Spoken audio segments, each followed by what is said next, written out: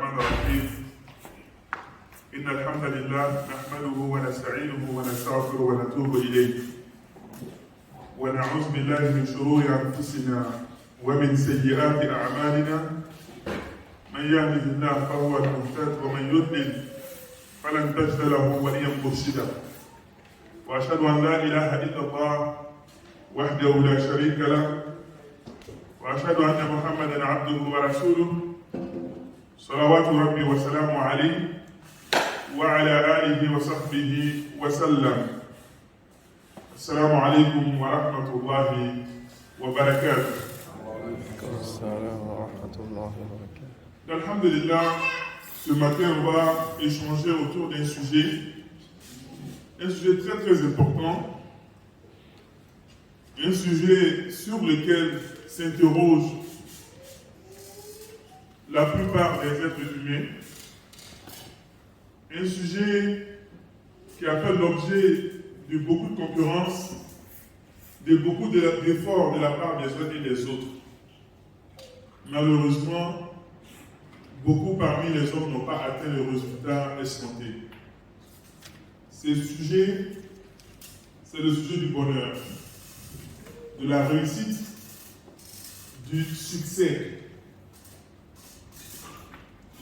Chaque personne qui vit sur la terre se pose la question: comment faire pour vivre heureux sur la terre? Comment faire pour vivre dans le bonheur? Comment faire pour réussir sa vie sur terre? Donc mener une vie paisible, une vie épanouie. Plusieurs personnes se sont posées cette question et ont essayé de trouver des réponses. Nous verrons ce que les uns et les autres ont essayé de trouver comme réponse. Et nous analyserons dans la lumière des textes de l'islam, est-ce que ces réponses étaient appropriées ou sont appropriées à la recherche du bonheur, à la recherche de la réussite et du succès sur la terre. On remarque que plusieurs personnes ont pensé que la réussite et le succès se trouvaient dans l'accumulation des richesses. Dans l'accumulation des richesses. Et que cette accumulation des richesses pouvait garantir la paix du cœur et de l'esprit. Et ces personnes qui ont pensé cela se sont engagées dans une course effrénée pour amasser le maximum de richesses. Parce que pour eux, plus on est riche, mieux on va vivre et plus on sera dans le bonheur. Ces personnes demeurent dans cette illusion de la recherche du bonheur à travers le bien matériel jusqu'à ce qu'ils quittent ce bas monde sans avoir atteint l'objectif qui est le bonheur et la réussite. C'est en cela qu'Allah nous dit subhanahu wa ta'ala Alhaakum at-takathur hatta zurtum al-makabir, que cette course sans fin, cette course aveugle à la recherche des richesses de ce bas monde nous empêche de voir les réalités de ce bas monde, nous empêche de voir le vrai bonheur qui est à portée de main en réalité, jusqu'à ce que la mort nous surprenne. Et donc, on trouve que ceux qui ont pensé que la réussite et le bonheur se trouvent dans les biens matériels, on trouve que tout ce qu'ils font dans la vie est concentré autour donc de l'accumulation de ces richesses, surtout sur les opportunités, jusqu'à ce que, dans leur slogan, ils disent que la fin justifie les moyens. La fin justifie les moyens. Donc on est prêt à tout pour accumuler les richesses. Peu importe les moyens par lesquels on va accumuler ces richesses-là, on va le faire. Parce que pour nous, être heureux, c'est avoir le maximum de richesses, c'est d'avoir des comptes bancaires remplis. Nous allons ramener cette conception. Alors, qu'est-ce que nous dit le Coran au sujet de la richesse matérielle? On comprend à travers le Coran que la richesse matérielle, l'accumulation des biens de ce bas monde, n'est pas gage de réussite, n'est pas gage de tranquillité du cœur. Pourquoi? Parce que le Coran nous cite des exemples. parmi lesquels l'histoire de Karoun, à qui Allah subhanahu wa ta'ala a donné tous les trésors de ce bas monde. Il a accumulé ces trésors-là. Malgré ces trésors, il a été détruit par Allah subhanahu wa ta'ala. Et bien entendu, notre exemple, c'est Pharaon. Pharaon a tellement amassé les richesses, et d'autres personnes également pensent que le bonheur et la réussite se trouvent dans le pouvoir. Il faut que je sois DG, il faut que je sois ministre, il faut que je sois président de la République. Donc pour lui, s'il n'a pas ces postes de pouvoir et de responsabilité, il ne peut pas vivre heureux. Ça, c'est une erreur. Parfois même, c'est source de perturbation. Il ne faut pas regarder les apparences. Les apparences sont trompeuses. Vous pouvez voir un président de la République qui a tous les honneurs, mais peut-être qu'il ne dort pas la nuit. Donc, la tranquillité du cœur, le bonheur ne s'apprécie pas par ce qu'on voit à l'apparence sur l'être humain. Ça se mesure à travers la tranquillité du cœur. Et c'est lui qui sait s'il est dans la tranquillité ou pas. C'est lui qui sait s'il arrive à dormir la nuit ou pas.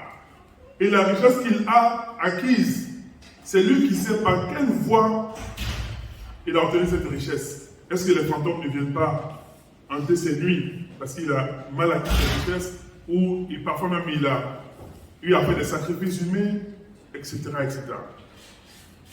Et donc Pharaon, comme je le disais, il avait les richesses, les trésors de ce bas monde. Il avait le pouvoir. À tel point qu'il a dit quoi? Al-A'la. Tellement il était enflé d'orgueil, c'est-à-dire que pour lui, il n'y avait pas autre chose au-delà de ce qu'il avait comme pouvoir, comme richesse. Il a dit à son peuple, je suis votre Seigneur, le très haut. Subhanallah. Donc laissez tout ça. C'est moi-même je suis le Seigneur, mais c'est ça qui me reste. Mais qu'est-ce que Allah subhanahu wa ta'ala a fait de lui? Allah l'a châtié afin qu'il serve d'exemple pour ceux qui vont venir après. Ainsi, nous sommes en train de nous interroger donc, quelles sont les caractéristiques de la personne qu'on peut qualifier d'une personne qui a réussi et qui mène une vie réussie? Si nous avons pris deux exemples du Coran al-Karim, Karoun et Pharaon, de nos jours, on constate malheureusement que la misère, l'insécurité, la tristesse et le stress caractérisent les personnes qui vivent principalement dans les pays développés. L'une des plus grandes causes de la mortalité, je ne sais pas si c'est la première ou la deuxième, c'est le suicide dans ces pays développés. Et donc, malgré l'accumulation des richesses, on voit que le bonheur, la réussite, ils n'ont pas atteint cela. Ils vivent dans un stress permanent, dans l'anxiété, dans le stress, à tel point que, au final, ils mettent fin à leur jour. Donc le suicide fait partie des causes, parmi les plus grandes causes de décès dans ces pays-là. Et donc, on remarque que, bien entendu, cette course sans fin à la création des biens de ce bas monde les a conduits à fabriquer des outils qui vont entraîner notre propre destruction. Je pense qu'aujourd'hui, le monde a accumulé l'équivalent, je ne sais pas combien d'équivalent de la bombe atomique de Nagasaki ou de Hiroshima. Mais je pense qu'on a l'équivalent aujourd'hui de bombes atomiques qui est capable de détruire plusieurs fois la Terre. Pourquoi? On se pose la question. Toutes ces armes qu'on accumule, qu'on stocke, quel est l'objectif in fine? Est-ce que c'est cela le succès? Malgré cela, il n'y a pas de tranquillité. On ne se sent pas en sécurité. On ne se sent pas en sécurité. On vit dans un stress permanent, dans la peur, dans l'angoisse, dans l'insécurité et l'insatisfaction. D'un autre côté, on a les sociétés de consommation qui induisent les masses à consommer, à acheter tout ce qu'ils voient. Il y en a qui sont... Tout ce qu'ils voient, ils achètent. Pensant que cela va leur procurer le bonheur et le succès, mais quand ils achètent quelque chose, après 2 jours, ils se rendent compte que ça, c'est pas utile. On dit iPhone 12, n'est-ce pas? Subhanallah, je me suis toujours posé la question. Vous avez des gens qui vont faire le rang depuis la veille, parce qu'on dit que le iPhone sort demain, ils vont faire le rang. Est-ce que vous pensez que ces personnes-là sont heureuses? Elles sont devenues les esclaves de ce monde matériel. Donc, elles vont faire le rang la veille. Alors que, on sait très bien que si le iPhone sort, mais 2 jours après, tu peux l'acheter, c'est le même téléphone.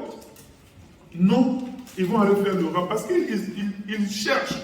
Ils sont à la recherche de quelque chose qu'ils ne trouvent pas. Ils vont faire le rang depuis la veille. Un long rang comme ça, sur plusieurs carrefours. Ils attendent l'ouverture du magasin. Ils prennent le iPhone 12.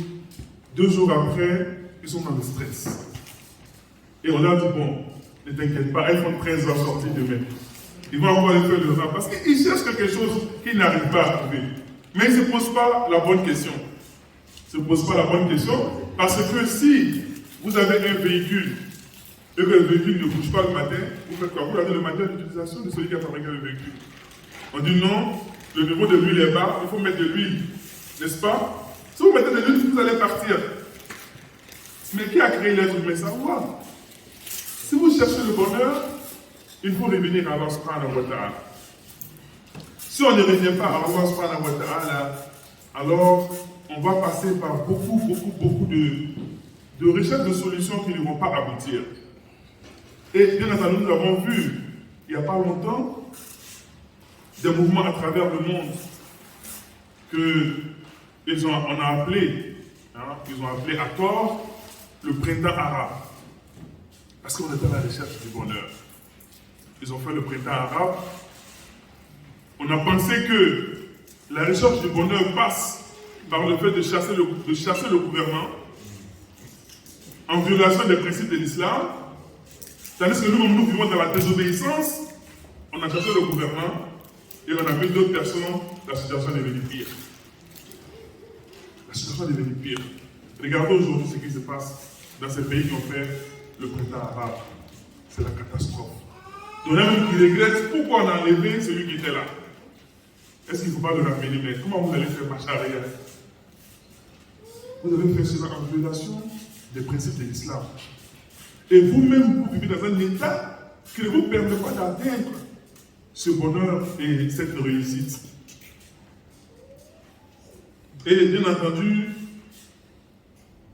la majorité d'entre nous, parfois, on se laisse éblouir par cette vie terrestre, par le faux brillant. On voit une personne qui a, comme je dis, un iPhone dernier cri, qui a un véhicule dernier cri, etc. Mais on ne se pose pas la question comment la personne vit, comment la personne se sent dans son corps intérieur. C'est cela la vraie question. Comment quelqu'un peut avoir tout ça et puis se suicider un matin?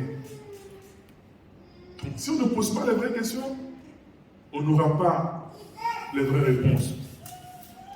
Donc, il ne faut pas se tromper d'appréciation. Quelle que soit la richesse d'une personne, si cette personne n'a pas la foi, n'a pas la crainte d'Allah subhanahu wa ta'ala, elle vit dans la gêne, dans la difficulté, quelles que soient les apparences. Quelqu'un qui a le tawhid, qui connaît Allah subhanahu wa ta'ala, qui a la crainte d'Allah, même s'il est pauvre, au point de vue matériel, est forcément meilleur à celui qui n'a pas la foi. Quelle que soit sa richesse. Et c'est ça qu'on doit intégrer, c'est ça qu'on doit comprendre. Qu'un homme musulman, un kafir, ne peut jamais être meilleur que celui qui possède la foi et qui craint Allah subhanahu wa ta'ala. Cela n'est pas possible. Donc, il est important, lorsque on parle de succès, de réussite, d'énumérer quelques pistes de réflexion. On a déjà commencé à parler de ces pistes qui permet d'acquérir cette réussite, ce bonheur, selon l'islam.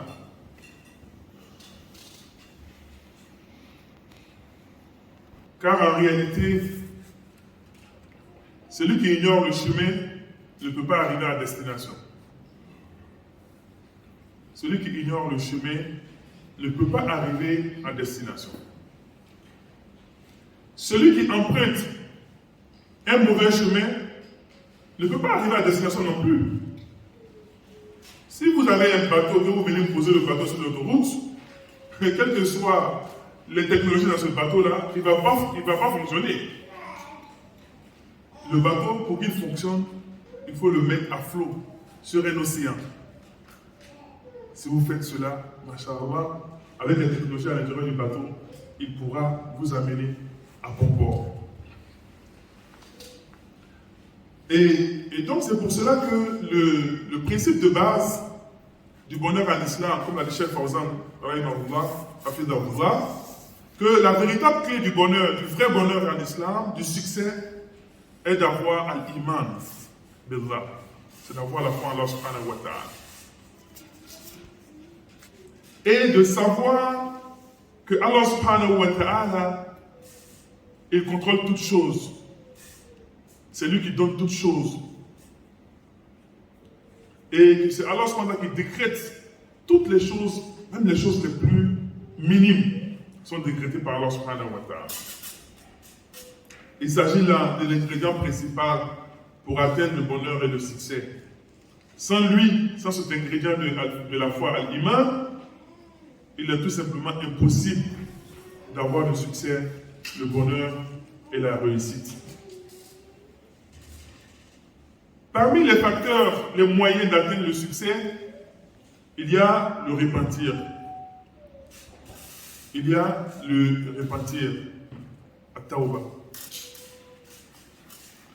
Donc Allah subhanahu wa ta'ala nous informe que ceux qui se repentent, qui croient en Allah subhanahu wa ta'ala ainsi qu'à son messager, et qui posent les bonnes actions dans cette vie, sont parmi ceux qui réussissent. Donc si on veut réussir, Allah nous donne les ingrédients. N'est-ce pas? Il faut se repentir, il faut croire en Allah subhanahu wa ta'ala, il faut croire au messager d'Allah, et il faut faire les bonnes actions. Et les bonnes actions, ce sont les actions qui sont sincères et qui sont conformes. Ce sont les actions que nous faisons uniquement pour la recherche de la face d'Allah subhanahu wa ta'ala, donc qui sont sincères, et ce sont les actions qui sont conformes à ce que le prophète sallallahu alayhi wa sallam a enseigné. Parmi également le facteur du succès, c'est le rappel permanent d'Allah subhanahu wa ta'ala, dhikrullah, le souvenir d'Allah. Allah dit certes, c'est par ce rappel, ce souvenir d'Allah que se tranquillisent les cœurs. Si vous voulez avoir la tranquillité du cœur, vous devez être en permanence dans le souvenir d'Allah subhanahu wa ta'ala. Allah dit dhikrullah, donc le cœur s'apaise par le rappel, par le zikr d'Allah subhanahu wa ta'ala. Et quand on parle de zikr, du rappel d'Allah subhanahu wa ta'ala, on va en parler, Inch'Allah certainement. Il s'agit de mener sa vie avec à l'esprit la présence permanente d'Allah subhanahu wa ta'ala, de ses ordres et de ses interdictions. En tant que croyant, tout ce que nous faisons, on le fait en conformité avec les ordres et les principes d'Allah subhanahu wa ta'ala. Il ne faut jamais s'oublier. ولا تكونوا كالذين نسوا الله فأنساهم أنفسهم وأولئك هم الفاسقون. Il ne doit pas avoir un moment où, n'est-ce pas, on va s'oublier. On va oublier pourquoi on est sur la terre. وما خلقت الجن والإنس إلا ليعبدون. Alors on dit, si on s'oublie, on va oublier Allah subhanahu wa ta'ala. Ceux-là sont en réalité des pervers. On va se pervertir. Donc, un croyant, avant de manger, il se pose la question, comment il peut ça manger? Qu'est-ce qui m'est permis de manger et qu'est-ce qui ne m'est pas permis de manger? Même Pour aller aux toilettes, le prophète nous a enseigné comment aller aux toilettes. Donc il doit se poser la question. Dans ses rapports intimes avec son épouse, il doit se poser la question comment ça doit se faire conformément à ce qu'Allah subhanahu wa ta'ala a enseigné. C'est cela le rappel d'Allah subhanahu wa ta'ala en permanence. Il ne faut pas s'oublier. Allah nous dit ne soyez pas comme cela. Un autre facteur de la réussite, c'est la prière.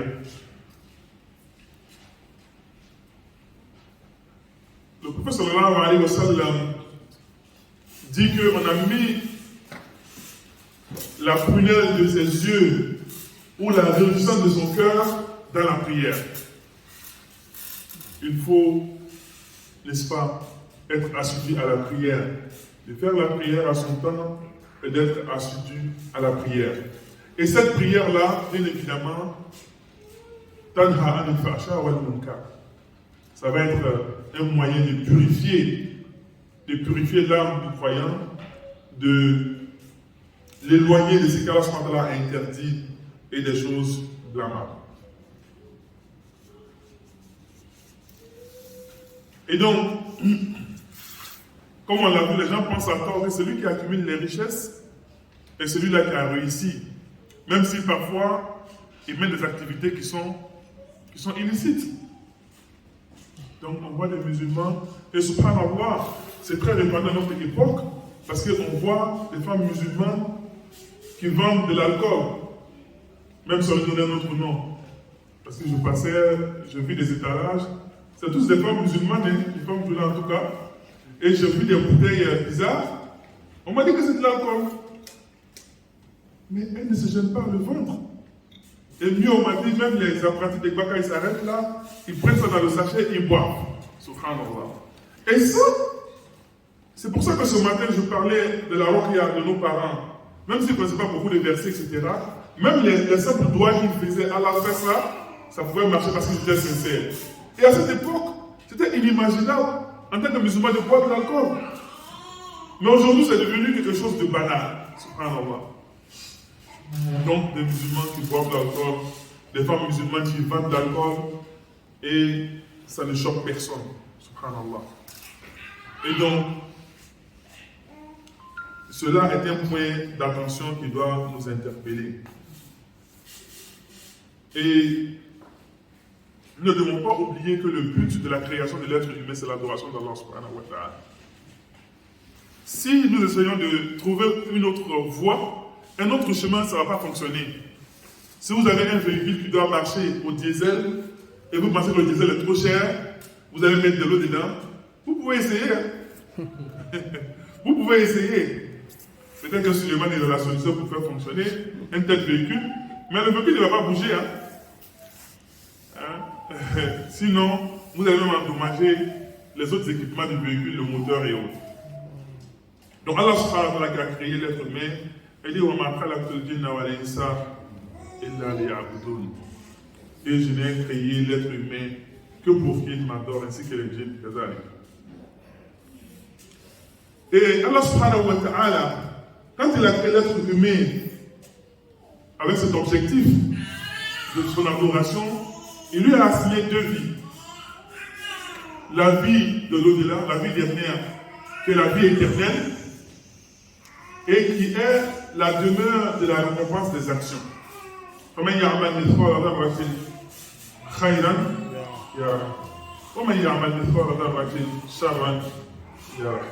Ce jour-là, dans cette vie de Al-Akhirah, celui qui aura fait une action, quelle que soit sa taille, verra la récompense en bien comme en mal.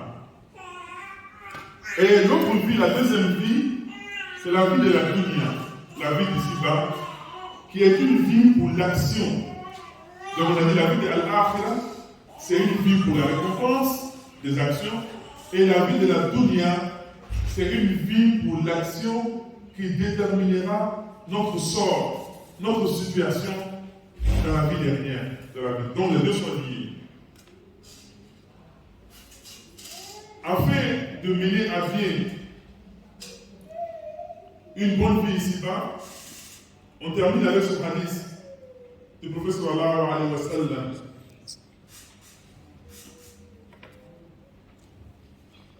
Où le prophète sallallahu alayhi wa sallam, il montre comment on apprécie quelqu'un qui vit dans le bonheur. Comment on apprécie quelqu'un qui vit dans la réussite. Dans ce hadith, le prophète sallallahu alayhi wa sallam dit: Man asbaha minkum aminan fi sirbihi mu'afan fi jasadihi indahu qutu yawmihi faka'annama hizat lahu dunya.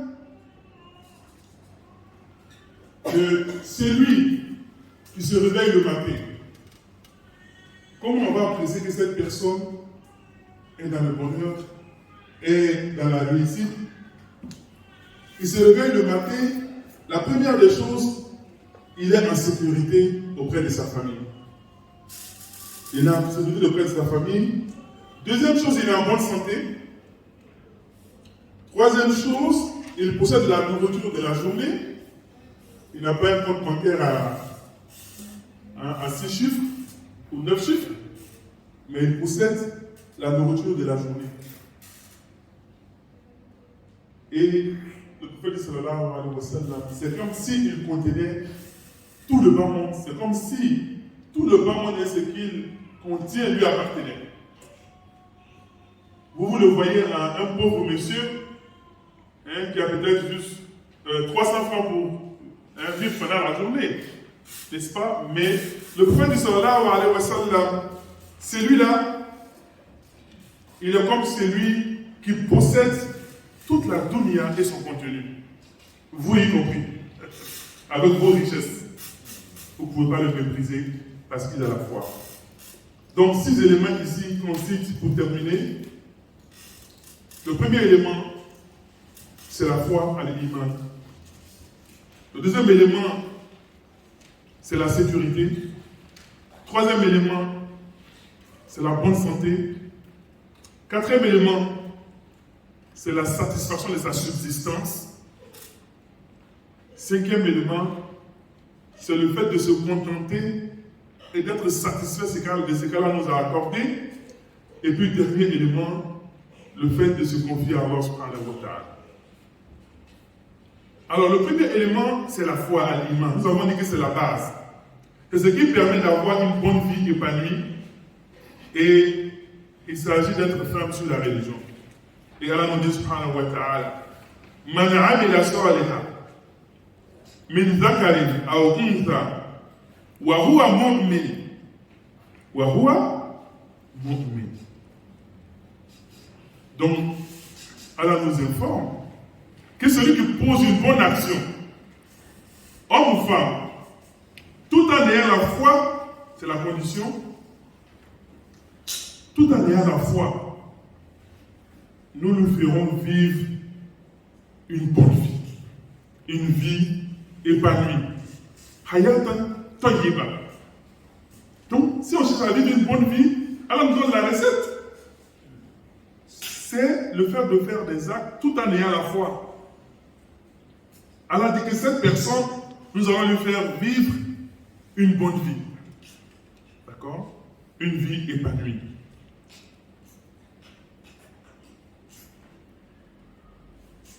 Et, bien entendu, le deuxième élément, comme nous avons mentionné, c'est la sécurité. La sécurité dans son âme, dans sa famille, dans l'état dans lequel il vit. Le fait que le serviteur vive dans la tranquillité, dans la sécurité, avec un cœur qui est sans crainte, cela fait partie des plus grandes grâces d'Allah subhanahu wa ta'ala. Et bien entendu, sans sécurité, on ne peut pas établir la religion. C'est pour ça que l'islam, que le prophète nous a interdit de faire des rébellions, de se révolter contre le gouvernement. Cela est interdit en islam. Parce que cela envoie le désordre, l'insécurité, et cela empêche les gens de vivre dans la tranquillité, de vivre dans le bonheur.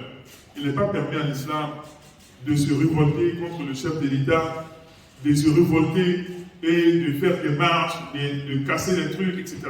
Ça, c'est des comportements qui ne sont pas islamiques.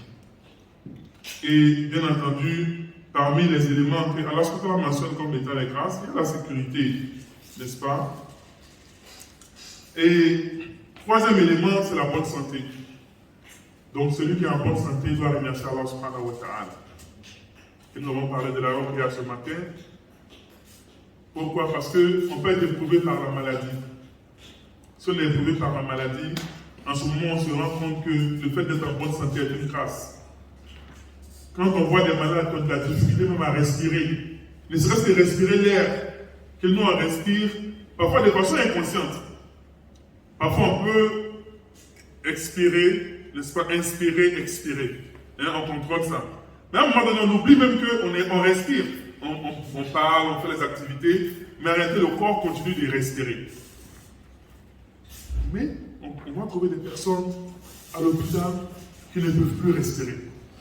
On est obligé de mettre une machine, un appareil pour les faire respirer. Alors on se rend compte que le fait que nous respirons est une grâce mise en bas. Le quatrième élément, c'est le fait d'être satisfait de sa subsistance. Ça, c'est extrêmement important. Si on n'est pas satisfait de notre subsistance, ça nous amène dans des chemins qui vont nous empêcher d'être heureux. Parce que quand on n'est pas satisfait de sa subsistance, qu'est-ce qu'on va faire? On va essayer de vivre comme le voisin. Alors qu'on n'a pas les moyens de vivre comme le voisin. Et Shaitan maintenant donne des idées pour enfreindre les principes de l'islam afin d'essayer de vivre comme le voisin. Donc ça amène la catastrophe et vous n'êtes plus en paix. Vous réfléchissez sur les stratégies pour avoir des façons illicites le bien d'autrui. Donc en fait vous souffrez en réalité. Vous êtes en permanence dans la réflexion en train d'essayer de dérober des choses qui ne vous appartiennent pas. Et cinquième élément, c'est le fait de se contenter et d'être satisfait de ce qu'Allah nous accorde, de notre condition. Si Allah subhanahu wa ta'ala vous a mis dans une certaine condition, vous devez être satisfait de cela. Vous ne devez pas envier les autres. Et ça va créer la jalousie. Ça va faire d'être en vous d'autres sentiments qui vont vous empêcher même de vivre. Parce que celui qui est jaloux, celui qui a de la rancœur pour l'autre, n'est-ce pas comme Dieu le dit, à son Djani le quoi. Chaque fois qu'il voit l'autre qui a bien réussi, son cœur est serré, il ne peut pas vivre en paix. Parce que lui, il n'est pas satisfait de ce qu'Allah lui a donné. Alors il se plaint, il se dit, mais pourquoi Allah a donné ça à lui et pas à moi? En ce moment, on ne peut pas bien vivre. Mais si vous vous contentez de ce qu'Allah vous a donné, quand vous voyez votre frère avec plus que vous, vous êtes content pour lui. Et vous faites des doigts pour lui. Masha'Allah, tu as acheté une Range Rover, qu'Allah met sa baraka dedans. Vous êtes heureux pour lui. Et vous vivez bien. Mais si vous n'avez pas compris ça, que c'est Allah qui donne, qu'il a donné la Range Rover, et qu'il peut vous en donner si vous êtes patient, et si c'est un bien pour vous également, mais vous allez souffrir. Vous allez souffrir parce que le fait que vous soyez en colère parce que lui il a eu ça, ça ne va pas lui enlever pour lui. Et vous allez mal vivre. Donc autant faire des doigts pour lui, et quand il dit Amin, les gens aussi disent la même chose pour vous. Donc ça c'est comme vous faites un investissement. Donc après il y aura un retour sur investissement. Et donc, le fait de se contenter de son sort est la plus grande porte par laquelle l'on peut se rapprocher d'Allah subhanahu wa ta'ala. C'est la source de la sécurité, c'est la source de la sérénité pour l'adorateur et le paradis sur terre. Ça veut dire que tu vas vivre tranquille. Tu n'as pas envie à quelqu'un, toi c'est 200 francs que tu as pour manger, alhamdulillah. Tu as 200 francs mais tu es heureux. Mais imaginez-vous, parce que les 200 francs là, le fait que tu as accepté ça, que tu t'es soumis à Allah, Allah met la baraka dedans. Souvent on se pose la question, moi je me pose la question en tout cas. Quand on voit le revenu de nos pères avant,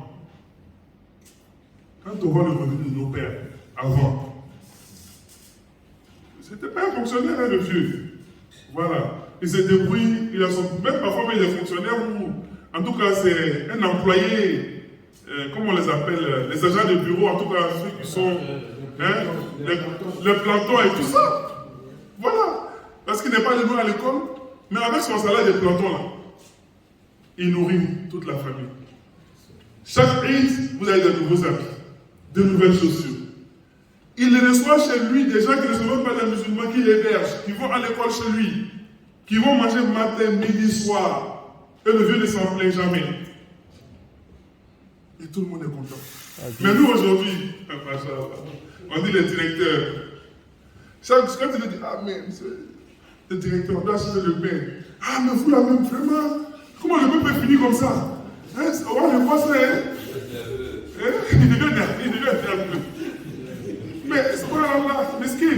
Quand ton papa qui était plateau, il y avait la bouillie à la maison, il y avait le pain. À midi on mange, le soir on mange. Il y a des gens même, il amène la viande braisée à la maison dans un sachet noir. Tout le monde est content. Parce que ça a mis la barre à Dieu. Mais toi, tu as peut-être même des millions comme salaire. Quand on dit on faut acheter maintenant 2 pains. Ah non, non, non, non. Vous mangez trop maintenant là. On va aller voir. Allah Akbar. Donc si on veut vivre dans un paradis sur terre, il faut se contenter de ce qu'Allah nous donne. N'est-ce pas? Il faut se contenter de ce qu'Allah nous donne. Et il faut le remercier pour cela. Il ne faut pas être amer. Non, pourquoi moi c'est ça que j'ai? Non. Il faut remercier Allah subhanahu wa ta'ala pour cela. Allah subhanahu wa ta'ala dit quoi? Si on est reconnaissant, qu'est-ce qu'il doit faire? Il va augmenter, il va fructifier. Mais si on n'est pas reconnaissant, qu'est-ce qui va se passer? Le shadid. Adab là, le châtiment d'Allah, ce n'est pas seulement dans l'enfer, mais il te met dans le stress. Ce que tu as l'argent, que tu as la santé, ça ne te suffit pas. Il y en a même qui se demandent, il dit, mais je me demande mon salaire. Il s'assoit, il fait des calculs. Ok, là ça tombe maintenant. Là. Le mois prochain encore, ça finit avant la fin du mois. Est-ce que quelqu'un ne prend pas mon argent dans la maison? Mon ami, tu es seul. Voilà. Donc, le hasard là, c'est ça. Tu sais pas où ton argent passe, parce que tu n'as pas été reconnaissant vis-à-vis de ce qu'elle t'a octroyé. Toi, tu veux toujours avoir plus. Tu es toujours mécontent, tu réfléchis, non. Ah, je suis sous-directeur, mais il faut que je sois le directeur. Comment je peux faire pour être à la place du directeur? Quand tu deviens directeur, maintenant, tu te rends compte que, mais attends, je ne rentre pas vite à la maison. Non, il faut que j'ai la place du DG maintenant. Tu ne vas pas t'en sortir, hein. Tu ne vas même pas t'en sortir. Le jour où il y a le président de la République, tu vas même dire non, je suis président de ce pays-là même. Il y a trop de problèmes. On n'a qu'à faire les États-Unis d'Afrique. Qu'est-ce qui va arriver? Tu vas vouloir devenir le président maintenant de l'Afrique. Subhanallah. Et après, quand les séquelles arrivent, tu dis non, c'est trop vite passé. Non. Je rajoute. Donc ça c'est parce qu'on n'est pas satisfait de ce qu'Allah nous a accordé. Est-ce que nous sommes satisfaits de ce qu'Allah nous a accordé? Une des façons de le savoir, si nous sommes satisfaits de ce qu'Allah nous a accordé, est de nous demander si nous avons de l'amertume dans notre cœur quand nous vivons une épreuve. Quand nous vivons une épreuve. Chaque mois, quand tu vends ton business, tu as 1 million de bénéfices. Ce mois-là, il y a eu des pertes, tu as 500 000 francs de bénéfices. Est-ce que tu vas dire Alhamdulillah ou bien tu vas être là? Non. Tu as de l'amertume, tu ne peux plus dormir. Il y a un miskin, subhanallah. Le mois passé, tu as donné 1 million. Donc, il faut se poser cette question. Quand les choses ne vont pas comme ce qu'on désire, est-ce qu'on a de l'amertume dans notre cœur ou on s'en remet à Allah subhanahu wa ta'ala? Bien entendu, si on a dit ça, cela ne veut pas dire qu'on ne doit pas être ambitieux. Cela ne veut pas dire que parce que j'ai eu 500 000, je ne vais pas faire des stratégies pour avoir le mois prochain 2 millions. Non. On parle de ce que tu ressens ton fort intérieur, de ta relation avec Allah subhanahu wa ta'ala. De cette gratitude que tu devrais avoir, même si c'est 500 000, tu dis Alhamdulillah Rabbil Alamin. Et tu demandes à Allah de faire en sorte que le mois prochain soit meilleur que ce mois-ci. Et donc, c'est cela, être satisfait de son sort. Et le prophète sallallahu alayhi wa sallam a dit, à goûter à la douceur de la foi, celui qui est satisfait d'Allah comme Seigneur, de l'islam comme religion, et de Muhammad sallallahu alayhi wa sallam comme messager et prophète. Et donc, cela c'est la satisfaction de ce qu'Allah subhanahu wa ta'ala nous a accordé comme subsistance. Et comme je l'ai dit, cela ne veut pas dire qu'il ne faut pas être ambitieux. On est satisfait de ce qu'Allah nous a accordé et on décide d'entreprendre, de poser des actions pour demain ou après-demain. Ça, c'est le 6e point. Quelle doit être notre attitude pour vivre bien, pour vivre heureux? C'est de savoir que ce que nous allons entreprendre a déjà été décrété par Allah subhanahu wa ta'ala. On va parler de cela ce matin. À partir de ce moment, avant d'entreprendre, on va consulter ses frères et on va consulter Allah subhanahu wa ta'ala. Et ici, malheureusement, beaucoup de personnes, à la recherche justement de ce bonheur, commettent des erreurs quand ils veulent entreprendre des choses. Donc, ils se disent que ce que je vais entreprendre là, je vais tellement avoir des richesses et les amasser parce que pour moi, c'est ça le bonheur. On va aller voir des personnes qui prétendent avoir le secret ou en tout cas des potions pour nous faire réussir. On va voir des féticheurs, on va voir des marabouts. Et en faisant cela, on perd notre foi.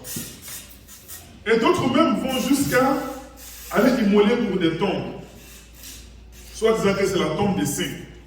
Même en Côte d'Ivoire ici. Il y en a qui, avant d'entreprendre un commerce, un business, ils vont jusqu'au nord là-bas. Il y a des tombes qui sont dites comme des tombes des saints. Ils vont avec un bélier qui immole. Pour le saint, que ça c'est pour toi, alors je te demande de m'accorder la richesse. Si vous faites cela, vous avez quitté l'islam. Tout simplement, vous avez quitté l'islam. Si vous voulez entreprendre une action, l'islam nous donne le moyen de consulter Allah subhanahu wa ta'ala, qui est le maître de toutes choses et qui décrète les choses.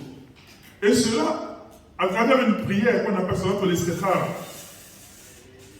Salat al-istikhara, on demande à Allah subhanahu wa ta'ala de faire en sorte que ce qu'on va faire soit du khayr, donc c'est de là que vient l'istikhara, donc de faire en sorte que ce soit un bien pour nous, de nous orienter. Donc on dit salat al-istikhara. Et cette prière de l'istikhara, cela démontre que le serviteur a placé entièrement sa confiance en Allah subhanahu wa ta'ala. C'est-à-dire qu'il met les affaires entre les mains d'Allah subhanahu wa ta'ala. Et il peut faire cette salat de l'istikhara à tout moment, contrairement à ce que certaines personnes pensent, qu'il faut faire ça au moment d'aller dormir. Non. La salat de l'istikhara, on peut la faire à tout moment de la journée. Dès que j'ai une préoccupation, j'ai un projet, je veux entamer le projet, alors je ne sais pas ce qui va se passer demain et après-demain, alors je fais cette prière, salat de l'istikhara, pour que Allah subhanahu wa ta'ala mette sa baraka dans ce que je vais entreprendre. Donc à partir de ce moment-là, je suis conforme à ce que le prophète sallallahu alayhi wa sallam a enseigné. Et cette salat de l'istikhara, comme je l'ai dit, si je veux entamer un projet, ça veut dire qu'il s'agit des choses qui sont permises. Si ce que je veux faire, il y a un texte de l'islam qui dit que c'est haram, je ne peux pas faire l'istikhara pour ça. Ou bien, quelqu'un qui va avoir une copine, il dit de faire l'istikhara, est-ce que ça marche? Ça ne marche pas. Je ne peux pas faire l'istikhara pour ça. Quelqu'un qui veut se marier, qui a vu une soeur qui veut l'épouser, il peut faire l'istikhara. Quelqu'un qui veut faire ouvrir un dépôt d'alcool, est-ce qu'il va faire l'istikhara pour ça? Non. Permis, l'istikhara là. Tout ça, c'est des choses qui sont haram. Il n'y a pas d'istikhara pour des choses dont le verdict est clair, c'est haram. Mais les choses qui sont permises, d'accord? Les choses qui sont permises, je veux épouser une femme, je veux ouvrir un magasin pour vendre de l'eau minérale, au lieu de l'alcool, c'est des choses qui sont permises. en ce moment-là, je fais Salat al-Istikhara. Je ne peux pas faire Salat al-Istikhara pour les actes d'adoration. Il y en a qui disent que non, on dit qu'il faut aller au Hajj. Je dis non, bon, Dieu ne m'a pas encore appelé. Non, il n'y a pas d'appel. L'appel là, c'est ta poche. Si Dieu a mis l'argent dans ta poche, qui peut payer le Hajj, c'est qu'il t'a appelé. Si tu ne vas pas, tu vas rendre compte. Et on va payer. Donc je ne dois pas faire istikhara pour dire bon, peut-être l'année prochaine, je vais aller au Hajj. Donc je dois faire istikhara pourquoi? Si je dois partir. Non. Hein? Pour les choses qui sont du domaine de l'adoration, il n'y a pas d'istikhara pour cela. Et je l'ai mentionné que cela de l'istikhara, parfois il y a une incompréhension chez les gens, c'est qu'ils pensent que l'istikhara va les aider à prendre une décision. Non. Ce n'est pas ce que les hadiths d'Abdullah nous avait dit. L'istikhara, on fait l'istikhara quand on a déjà pris la décision. Il y en a même pour distraire les gens. Il dit bon, je ne sais pas si je vais marier la soeur, donc je vais faire istikhara. Mais toi-même tu es déjà amoureux de la soeur. Et puis il fait son istikhara, il dit bon, j'ai fait un rêve, j'ai vu ça. C'est que c'est positif. Prends la décision maintenant. C'est que c'est positif. Mais mon ami, si tu es amoureux de la fille, tu ne peux faire que des rêves dans le sens de ce que ton cœur désire. C'est aussi simple que ça. Donc ça, c'est pas istikhara. Le istikhara, les Sahaba disent que le prophète sallallahu alayhi wa sallam leur enseignait la dua istikhara comme il leur enseignait une sourate du Coran. De sorte que personne n'a d'argument pour dire moi je ne sais pas comment faire. Est-ce que quelqu'un peut dire moi je ne sais pas comment dire Fatiha dans la prière? Donc seulement il faut faire ma Fatiha pour moi dans la prière. Non. Donc tu dois connaître. Et le prophète enseignait cela aux Sahaba comme il leur enseignait la sourate du Coran. Donc je veux entreprendre un business pour vendre par exemple, comme j'ai dit, de l'eau minérale. À un proche, je regarde. Je vois qu'il n'y a pas d'entreprise qui vend. Je fais une étude de marché, je vois qu'effectivement la demande est là. Je fais les calculs, je fais mon business plan, etc. Et je dis, ah, c'est une bonne opportunité d'affaires. Donc j'ai décidé que le mois prochain, ou à partir de demain, je vais commencer les démarches pour faire mon usine d'eau minérale. À partir du moment où je suis convaincu que c'est un bon business plan, je me lève, donc là on vient maintenant, comment faire istikhara? Je me lève, je fais mes ablutions, je fais 2 rakats. Je fais 2 rakats, donc ça veut dire que ce n'est pas une prière obligatoire, je fais 2 rakats. Quand je finis de faire les 2 rakats, je m'assois, et puis je dis l'invocation que le prophète a enseignée. Allahumma inni astaghfiruka bi ilmik wa astaqdiruka bi qudratik. Jusqu'à la fin de cette invocation. Donc il veut dire simplement, oh Allah, je te demande, par ta science, par ton pouvoir, n'est-ce pas, que j'ai décidé. On a décidé, hein? Voilà. Donc c'est pour ça qu'on dit que le istikhara, c'est pas avant la décision, c'est quand on a décidé. J'ai décidé de faire l'usine de l'eau minérale.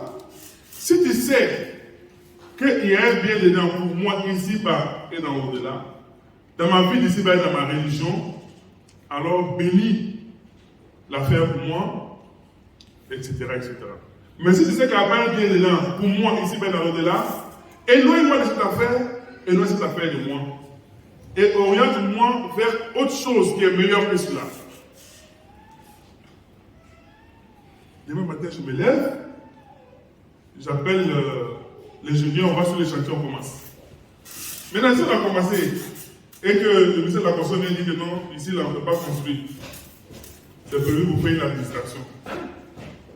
Alhamdulillah, je suis satisfait. Parce que je sais qu'avant de commencer, j'ai fait istikhara, mon cœur est apaisé. C'est cela, le istikhara. Et donc, ça ne veut pas dire que je vais dormir d'abord pour attendre. En fonction des rêves que je vais faire, là, c'est moi qui vais décider si je vais sur le chantier ou pas. Là. Ça, le groupe n'a jamais parlé de ça, ni les Sahaba, ni les Aïma de l'islam. L'istikhara n'est pas lié à un rêve. C'est pour ça que j'ai dit que c'est dès que vous avez une pensée, vous avez décidé de faire quelque chose, alors vous faites l'istikhara pour accompagner votre décision. Et malheureusement, parfois, c'est dans le domaine du mariage même qu'on assiste à tellement de flou autour de cette question de l'istikhara. Je vois qu'à là vous êtes. Donc, la istikhara, c'est cela. Quand on a décidé, on s'oriente vers Allah subhanahu wa ta'ala. On lui demande de faire prospérer l'affaire. Si c'est bien, si c'est pas bien, bon, de faire en sorte que l'affaire ne prospère pas et qu'on soit orienté vers quelque chose qui est meilleur. Parmi les incompréhensions aussi souvent, c'est que il y en a qui sont devenus des experts dans ce déclarat pour les autres. Bon, toi, tu as décidé que tu as fait ton usine d'eau minérale. Et tu vas voir le chef de l'UNOS pour dire, ah, l'UNOS, vous faites ce déclarat pour moi, hein, je veux faire usine.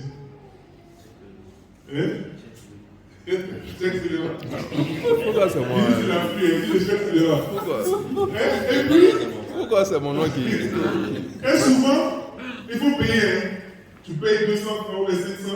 Et tu dis, bon, viens demain, parce qu'il faut qu'il dorme la nuit. Demain, quand il avait très bon. Ah, on a un beau flair, hein. Mais, avec trop de l'argent. C'est-à-dire qu'il ne faut jamais te dire, bon, c'est bon, on va aller, tu as toujours. Ça va, je réussis, mais faut donner. Voilà, c'est ça le pays. Donc, il faut qu'on dise un peu. Et le peu là, c'est un peu qui est particulier. Comment le fonctionnaire dit, attends, donc, quand je me suis renseigné, le peu là, c'est 500 000. Voilà, donc tu amènes ça, on va aller chercher le peu là. Quand on va tuer ça, on va faire les trucs, on va lire le Coran. Voilà, là, ça va réussir. Le miskin aussi. Il pense qu'effectivement, l'être humain peut rendre ce qui devait échouer. Bon, il donne les 500 000. Et le monsieur, il met dans sa poche. Si c'est que le monsieur a venu d'écrire, il achète peut-être un petit mouton de 60 000 là-bas.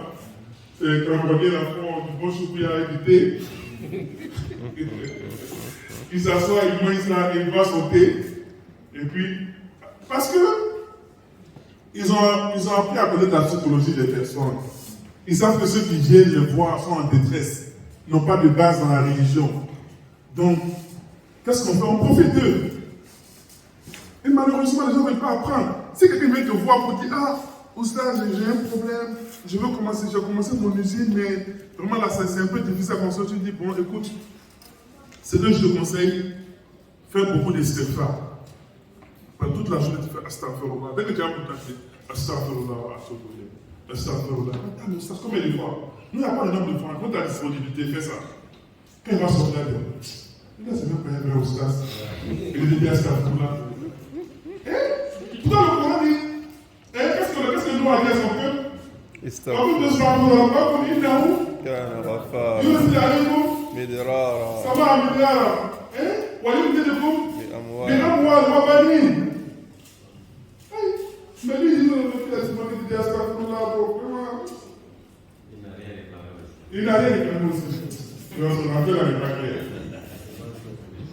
Mais si j'ai dit, ça là, il y a je vais me laisser un truc. On va lui montrer un peu qui est un peu jaune, vert, orange. Si on a fait ça là, on a fait là. Ah non, vraiment, tu as besoin de combien? 500 000 pour 1 million, voilà.